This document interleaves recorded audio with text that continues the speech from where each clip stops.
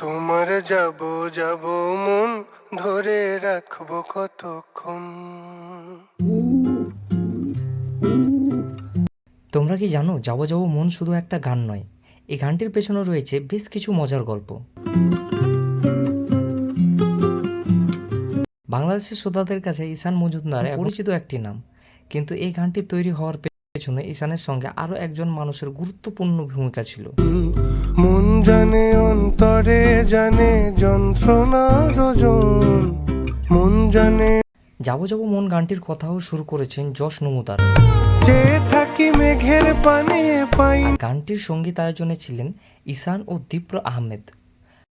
তবে এই গানের সবচেয়ে ইন্টারেস্টিং বিষয় হলো গানটির আবেগটা এসেছে খুব সাধারণ একটা অনুভূতিকে কেন্দ্র করে, এমন একটা সম্পর্ক যেখানে মন থাকতে চায় কিন্তু পরিস্থিতি যেন বারবার বলে এবার হয়তো চলে যাওয়ার সময়, এবার হয়তো বিরহর সময়। আমি চাতকের মতো চেয়ে থাকি মেঘের পানে।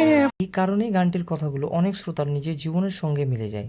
কারো কাছে এটা ভালোবাসার গান, আবার কারো কাছে পুরনো কোনো মানুষকে মনে পড়ার গান। ধরে রাখবো কতক্ষণ, যাবো যাবো